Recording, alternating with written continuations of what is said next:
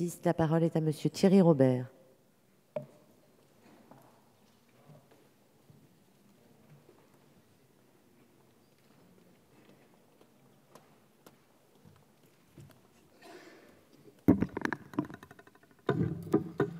Merci.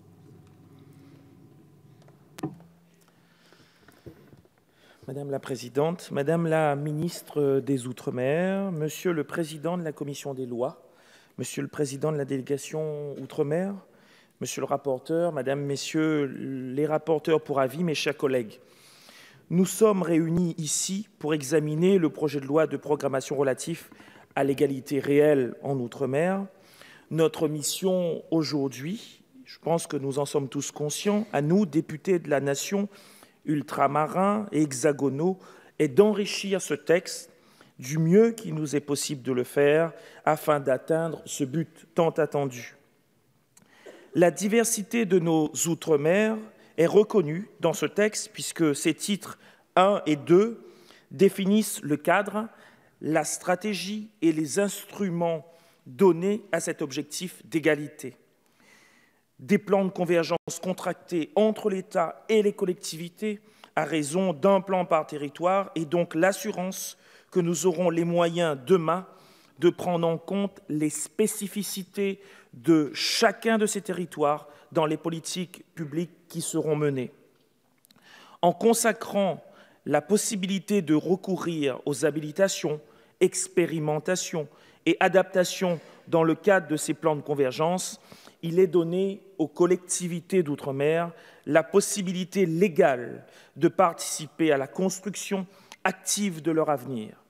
Le débat sur les moyens que l'État consentira à donner à cette construction devra, quant à lui, déboucher sur la possibilité matérielle d'atteindre cet objectif.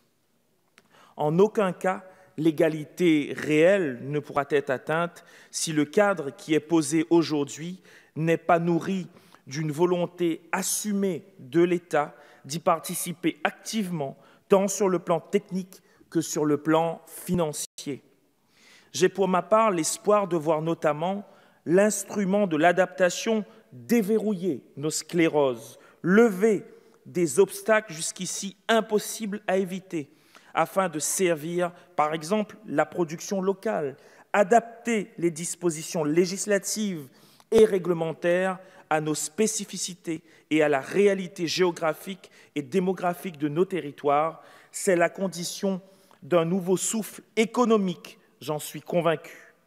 L'égalité réelle, beaucoup de définitions en ont été faites.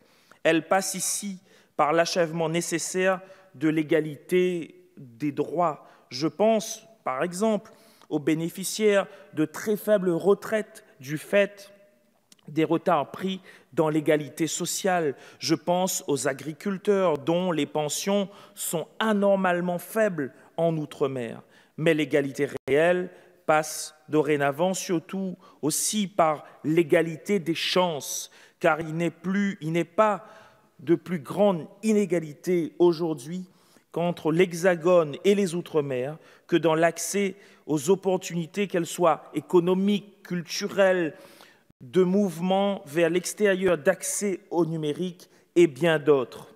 Les Outre-mer ne demandent pas de vivre du transfert de ressources, ils demandent les moyens d'exister, les moyens de provoquer leur propre chance.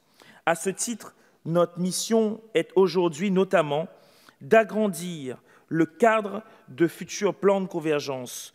Je remercie d'ailleurs les collègues qui ont bien voulu intégrer à la liste des orientations fondamentales de ces plans de convergence et sur ma proposition de la lutte contre l'illettrisme et la question de la mobilité. En effet, il n'est pas acceptable de laisser proliférer sur le territoire national l'illettrisme dont la réalité des proportions est bien supérieure en Outre-mer par rapport à la métropole. L'égalité passe par ce combat qui rend les hommes libres et autonomes. La question de la mobilité est elle aussi essentielle. L'ouverture du ciel à davantage de concurrence afin de faire baisser structurellement les prix et réduire l'effet d'aubaine créé par les aides financières à la continuité territoriale doit être un sujet traité dans ces futurs plans de convergence. Sur le même sujet, je me réjouis de l'adoption de l'article 12 quinquis en commission des lois qui prévoit la remise au Parlement par le gouvernement d'un rapport sur le processus de formation des prix des billets d'avion entre les Outre-mer et la France hexagonale. Le travail initié par la DGCCRF devrait pouvoir révéler ces éléments rapidement puisque le ministre de l'économie de l'époque avait promis une enquête de ses services lorsque je l'ai interpellé sur ce sujet dans l'hémicycle en février dernier. S'agissant des dispositions d'ordre social, nous avons évidemment, pour beaucoup d'entre nous, foisonné d'idées en commission tout en nous heurtant à l'article 40 de la Constitution.